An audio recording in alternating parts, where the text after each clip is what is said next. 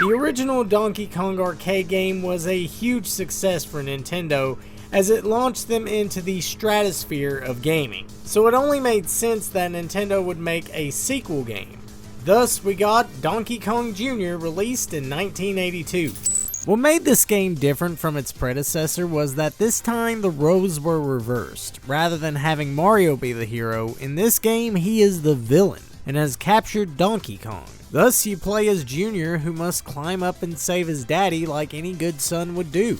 Donkey Kong Jr. was a huge success for Nintendo, and just like the original Donkey Kong Jr. would also get its fair share of home console ports. Now, most of these ports are pretty faithful to the arcade classic, but today we're going to take a look at what is indeed the worst port of Donkey Kong Jr., which is, of course, the Atari 2600 version. Now, I know exactly what you're thinking. Wow, this looks like shit. It does look like shit. I know I took the piss out of Donkey Kong's graphics, but this just shits the bed completely. Mario looks alright, but Donkey Kong looks worse than he did before. And look at Junior, like seriously, did any thought go into this? Apparently not, because not only does this game look like shit, but it also plays like shit. Controls aren't tight at all, and Junior moves all janky like he has a walking disorder. Might want to get that checked out, buddy. I should also mention the sound. Yeah, it sucks. Even for Atari standards, like no joke, listen. Yeah, I rest my case. So the goal of this game is the same as the arcade. You navigate Junior to the top of the screen by climbing up vines, jumping platforms, and avoiding enemies. Climbing up vines works the same way as it does in the arcade version. Junior climbs up slowly while holding on to one vine, but grabbing two vines will allow him to climb up faster. Yet Junior can't climb down fast while holding two vines, yet he can while holding one vine. Sounds counterintuitive? That's because it is. Once you reach up to the top, you'll be taken to the next level, which is the key level where you must free Donkey Kong from Mario, which is supposed to be the final level. So why are we playing this level second as opposed to last? Your guess is as good as mine.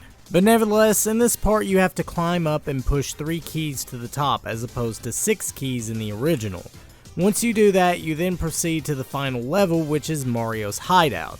In this level, you must climb up to the moving platforms while dodging the Snapjaws, which may look simple enough, but it isn't as easy as it looks, as the Snapjaws move way too fast in this game. And jumping over them is harder than it looks, because the controls, like I said, suck.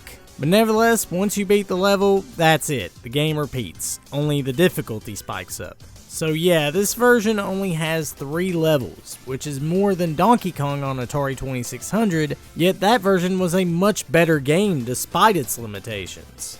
Now, in the original arcade, you also had fruit to drop down on enemies, yet for some odd reason, or for shits and giggles, they decided to take the fruit out of this version. Hell, even the ZX Spectrum version of this game had fruits in it, and it looks just as bad. But yeah, there are no power-ups, no thought or care was put into this. It's like people only do things because they get paid, and that's just really sad. So yeah, this is perhaps one of the worst ports of Donkey Kong Jr. there is. It's terrible, it has awful graphics, and not just that, it is boring and tedious as hell. So I suggest you guys to skip out on this one and play any of the other versions. But nevertheless, let me know what you guys think in the comment section below. Also be sure to subscribe to this channel and follow me on Twitter at CanvasPirate. Anyways, this has been PC signing out, and I'll see you all in the next review.